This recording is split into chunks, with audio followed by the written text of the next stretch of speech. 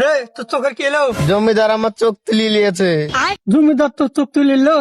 ওর বুকে চোখ টোক মারিছিলি মনে হয়।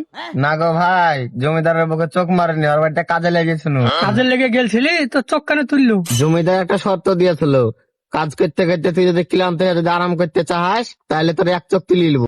গরিব মানুষ সকালবেলায় না খেয়ে কাজে গেলছিল, যে কাজ করতে করতে ক্লান্ত হয়ে মাথা ঘুরে পড়ে গেল, দিয়ে তো জ্ঞান ফিরে দেখছি আমি এখানে পড়ি আর আমার একটা চোখ নাই।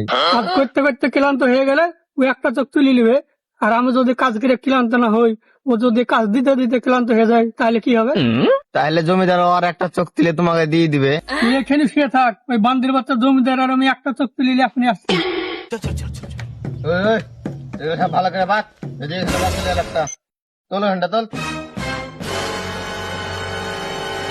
জমিদার বাবু, আমি খুব গরিব মানুষ, দয়া করে যদি আপনার কাছে আমাকে কাজে রাখতেন তাহলে ছেলে মেয়ে এলে দুবেলা দুমুঠো ঠিক করে খাইতে পারতাম। হ্যাঁ, কাজে তো রাখবো, কাজের তো একটা লোক দরকার, কিন্তু একটা শর্ত আছে।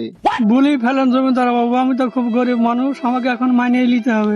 দেখো বাড়া, কাজ করবা ঠিক আছে, কিন্তু কাজ করতে করতে ক্লান্ত হয়ে গেলে যদি আরাম করার চেষ্টা করো তাহলে কিন্তু তোমার একটা চোখ তুলে নেওয়া হবে। জমিদার বাবু, আর আমি যদি কাজ করে ক্লান্ত না হয়, আপনার সব কাজ যদি আমি একদিনে ফুরিয়ে দিই তাহলে আপনি কি করবেন? পাগলা চোদা আছে নাকি? আমার 2000 বিঘা দাগ আছে, একদিন তুমি কাজ করে শেষ করতে পারো? এমন দুইটা চোখ আছে, ভালোই আছে, ওই নিয়ে তুমি বাড়ি চলে যাও। আপনি কাজ দেখান, শেষ করতে পারি কি না পারি ওইটা আমার ব্যাপার, না পারলে আপনাকে একটা চোখ আমি নিজে হাতে তুলে দিয়ে বাড়ি চলে যাবো। ঠিক আছে, তাহলে আমার পেছে পেছে আয়।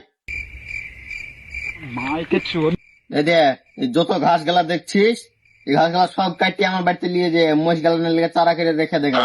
ঠিক আছে, আমি বাড়ি যান, আমি এখনই দেখছি। ঠিক আছে। হ্যালো রতন ঘোষ, তোর কটা গরু আছে? 200টা। তাড়াতাড়ি জমিদারের বাগানে নিয়ে তো, আর ঘাস সব উড়ান দিয়ে দিয়েছে। হ্যাঁ হ্যাঁ, 8 ঘন্টার মধ্যে পরিষ্কার করে ফেলতে হবে, সব গরু নিয়ে আই। ঠিক আছে।